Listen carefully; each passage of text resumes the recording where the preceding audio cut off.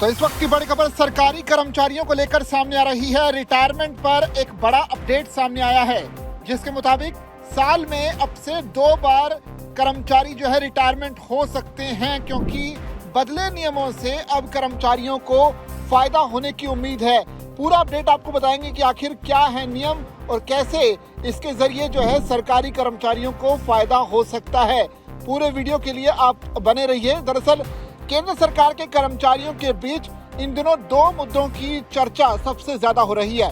पहला है एक तो 8वां वेतन आयोग और दूसरा साल में 2 बार रिटायरमेंट का प्रस्ताव। पिछले कुछ समय से ऐसी खबरें सामने आती रही हैं कि भविष्य में कर्मचारियों को उनके जन्म महीने के बजाय साल में सिर्फ 2 बार रिटायर किया जा सकता है। हालांकि अभी तक सरकार की ओर से ऐसा कोई आधिकारिक फैसला नहीं आया है, लेकिन इस प्रस्ताव को लेकर बहस लगातार जारी है।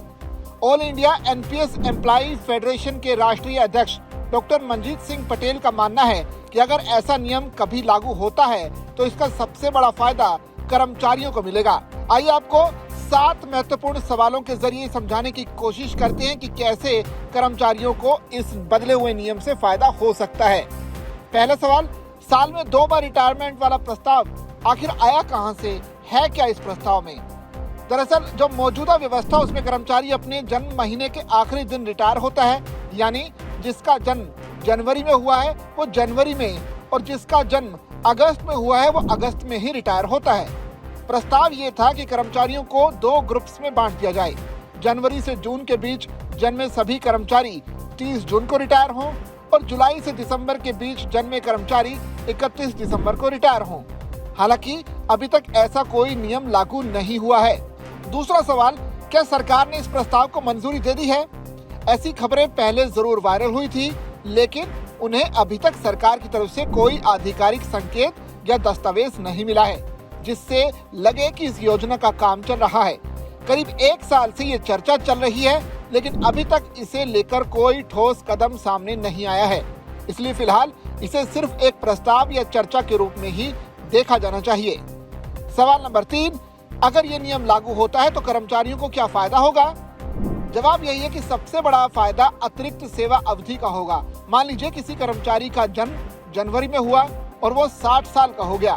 मौजूदा नियम में वो जनवरी में रिटायर हो जाएगा, लेकिन नए सिस्टम में उसे जून तक नौकरी करने का मौका मिल सकता है, यानी करीब 5 महीने अतिरिक्त सेवा और 5 महीने की अतिरिक्त सैलरी।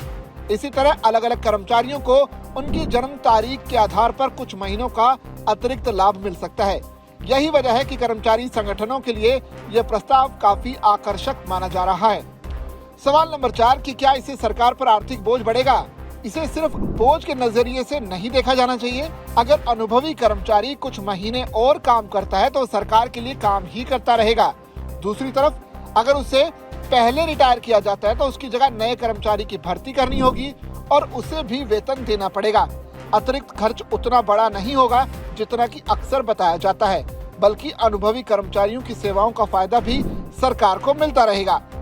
5वां सवाल, सरकार को इससे फायदा क्या मिल सकता है? दरअसल इस व्यवस्था का सबसे बड़ा फायदा मानव संसाधन प्रबंधन में दिखाई देगा।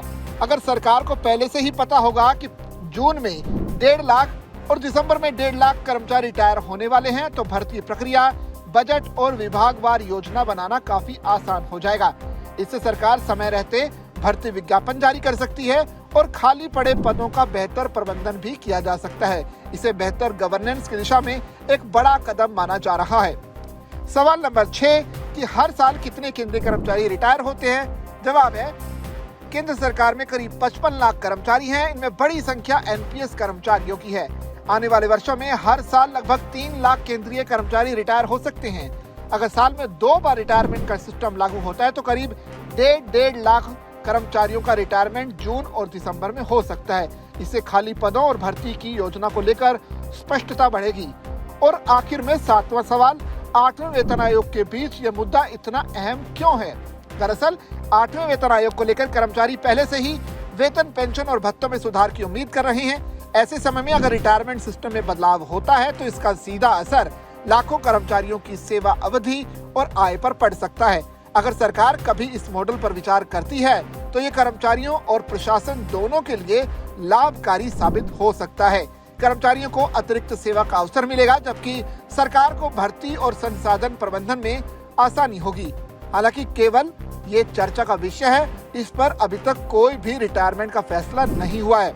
फिलहाल साल में 2 बार रिटायरमेंट का कोई नियम लागू नहीं है, लेकिन ये विचार कर्मचारियों के बीच तेजी से चर्चा में है। 8वें वेतन आयोग की तैयारियों के बीच ये मुद्दा इसलिए भी अहम हो गया है क्योंकि इसका सीधा संबंध कर्मचारियों की नौकरी, वेतन और रिटायरमेंट के बेनिफिट से जुड़ा हुआ है। आने वाले समय में अगर सरकार इस दिशा में कोई कदम उठाती है तो इसका असर लाखों केंद्रीय कर्मचारियों पर पड़ सकता है।